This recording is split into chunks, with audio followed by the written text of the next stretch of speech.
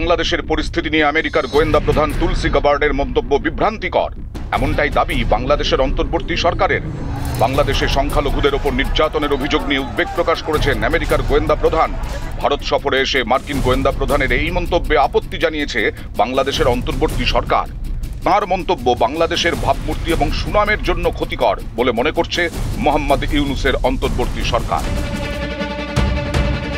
কিন্তু কি বলেছেন তুলসি?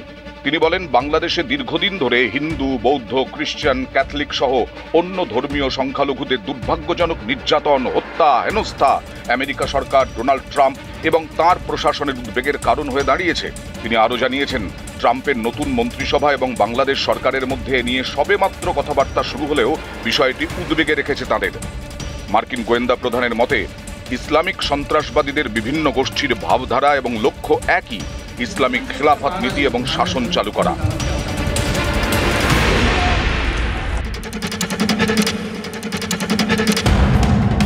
বাংলাদেশের সংবাদ সংস্থা জানায়, এই মন্তব্যের প্রতিবাদে সোমবার বেশি রাতের দিকে একটি বিবৃতি প্রকাশ করে ইউনূস প্রশাসন। বিবৃতিতে তাদের দাবি, বাংলাদেশ ঐতিহ্যগতভাবে শান্তিপূর্ণ ও অন্তর্ভুক্তিমূলক ইসলাম চর্চার জন্য পরিচিত। ঢাকার ওই বিবৃতিতে আরও দাবি করা হয়েছে, চরমপন্থা এবং সন্ত্রাসবাদের বিরুদ্ধে লড়াইয়ে বাংলাদেশ অসাধারণ অগ্রগতি করেছে।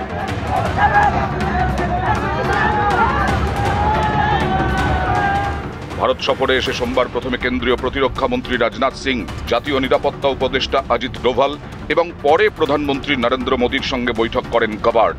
এক ভারতীয় সংবাদ মাধ্যমকে সাক্ষাৎকারও দেন।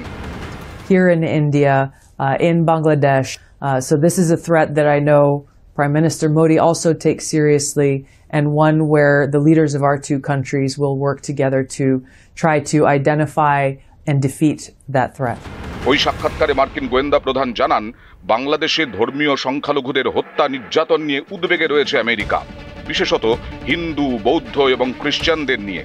তিনি আরও জানিয়েছেন, বাংলাদেশে ইসলামিক সন্ত্রাস নিয়েও যথেষ্ট অস্বস্তি রয়েছে আমেরিকায়। নতুন প্রেসিডেন্ট ডোনাল্ড ট্রাম্প এই ভাবধারাকে নির্মূল করতে বদ্ধপরিকর বলেও জানিয়েছেন তুলসি।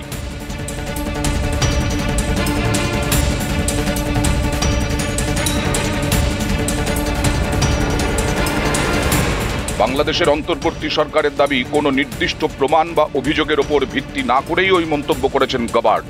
আমেরিকার গোয়েন্দা প্রধানের মন্তব্য, গোটা বাংলাদেশকে অন্যায় এবং অতিরঞ্জিতভাবে তুলে ধরা হয়েছে বলে দাবি ইউনূস প্রশাসনের। তাদের বক্তব্য, অন্য অনেক দেশের মতো বাংলাদেশও চরমপন্থার চ্যালেঞ্জের সম্মুখীন হয়েছে, তবে আমেরিকা সহ বিভিন্ন আন্তর্জাতিক গোষ্ঠীর সহযোগিতায় আইন শৃঙ্খলা, সামাজিক সংস্কার এবং অন্য সন্ত্রাস বিরোধী তৎপরতার মাধ্যমে ওই চ্যালেঞ্জের ধারাবাহিকভাবে মোকাবিলা করা হচ্ছে।